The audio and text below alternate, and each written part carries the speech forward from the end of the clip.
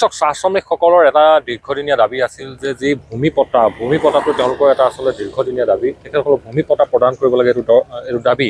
যিহেতু চাহ যিসকল জনগোষ্ঠীৰ লোক বা চাহ জনগোষ্ঠীৰ বাগান অঞ্চলৰ যিসকল লোক আছে সেই লোকসকলৰ আচলতে চাহ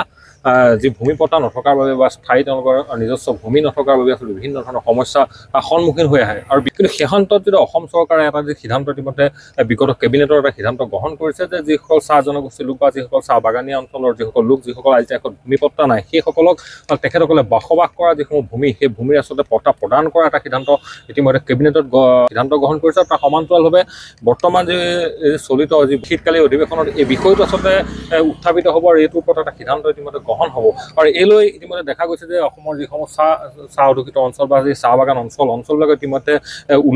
উল্লাস দেখা গৈছে তেখেতসকলৰ যিসকল স্থানীয় লোক তেখেতসকলৰ মাজত যথেষ্ট আশা পৰিলক্ষিত কৰিছে যে তেওঁলোকে আচলতে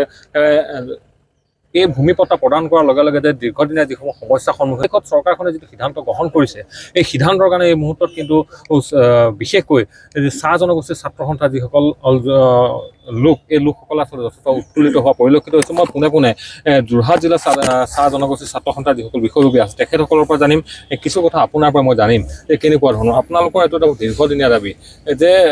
বাগানৰ অঞ্চলত যিসকল লোক তেখেতসকলে ভূমি পট্টা প্ৰদান কৰিব লাগে ভূমি পট্টা নথকাৰ বাবে তেওঁলোকৰ বিভিন্ন ধৰণৰ সমস্যা বিভিন্ন সময়ত পৰিলক্ষিত আজি তাৰিখত চৰকাৰখনে এটা সিদ্ধান্ত কৰিছে কেবিনেটত যে তেখেতসকলক ভূমি পট্টা প্ৰদান কৰিব বিভিন্ন ধৰণৰ কথা কৈছে আৰু ইতিমধ্যে শীতকালীন অধিৱেশন চলি আছে বিষয়টো তাত উত্থাপিত হ'ব কেনেকুৱা ধৰণৰ আশা দেখিছে আপোনালোকে আমি অত্যন্ত আশাবাদী যে শেষৰ যিটো কেবিনেট বৈঠক হৈছিলে তাতে অসম চৰকাৰখনে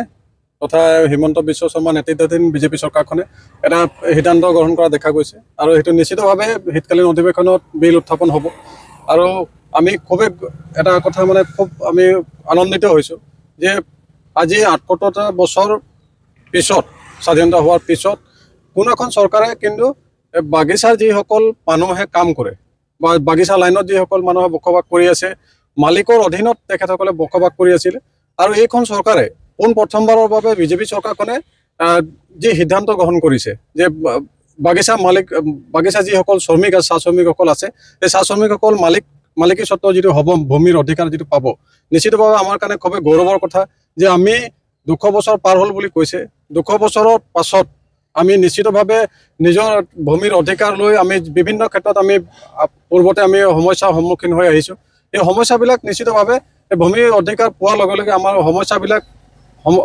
শেষ হ'ব বুলি আমি আশাবাদী আৰু নিশ্চিতভাৱে আমি এই কথাটো অসম চৰকাৰৰ মাননীয় হিমন্ত বিশ্ব শৰ্মা ডাঙৰীয়াক আমি ধন্যবাদ জ্ঞাপন কৰিছোঁ যে তেখেতে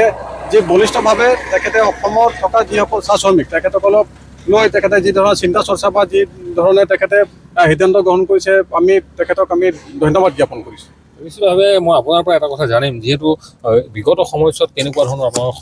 সমস্যাৰ সন্মুখীন হৈছে যিহেতু আপোনালোকৰ ভূমি পট্টা নথকাৰ বাবে আমি যিমান দূৰ জানো যে ছাত্ৰ ছাত্ৰীসকল উচ্চ শিক্ষাৰ বাবে ক'ৰবাত যাবলৈ হ'লেওতো আপোনালোকে এখন নথিৰ প্ৰয়োজন হৈছে এই গোটেই সমস্যাবোৰ কেনেধৰণে আপোনালোকে সন্মুখীন হৈছিল সঁচাকৈ ইয়াৰ পূৰ্বে বিভিন্ন সময়ত আচলতে আজি যদি আমি আমাৰ চাহ বাগিচা অঞ্চলৰ কোনো এজন ব্যক্তি আচলতে চৰকাৰী যেতিয়া ঘৰ এখন লাভ কৰে তেতিয়া তেখেতে আচলতে বাগিচাৰ পৰিচালকৰ পৰা এখন NOC লৈ যাবলগীয়া হয় আৰু কিছুমান ক্ষেত্ৰত চাওঁ যে আমি পৰিচালকে সেই NOCখন প্ৰদান নকৰে আৰু বিভিন্ন ক্ষেত্ৰত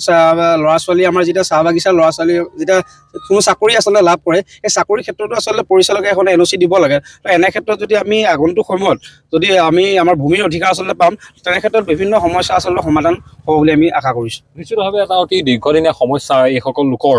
যিহেতু ইতিমধ্যে প্ৰকাশ কৰিছে যে যিসমূহ চৰকাৰী সা সুবিধা হয় সেই চৰকাৰী সা সুবিধাৰ ক্ষেত্ৰত কিন্তু এইসকল লোক বঞ্চিত হ'ব লগা হৈছে তাৰ মূল কাৰণটো আছিল যে তেখেতসকলৰ স্থায়ী ভূমি নাই স্থায়ী ভূমি পট্টা নাই তাৰ বাবে আচলতে চৰকাৰী সা সুবিধাৰ পৰা বঞ্চিত হৈছিল বহু সময়ত আচলতে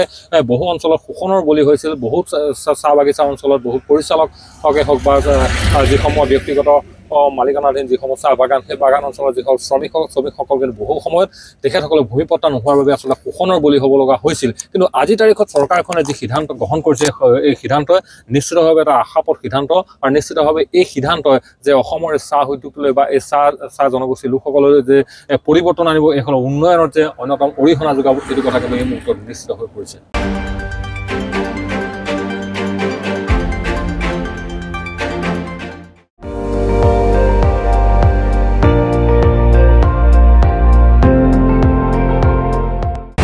আপুনি চাই আছে ND24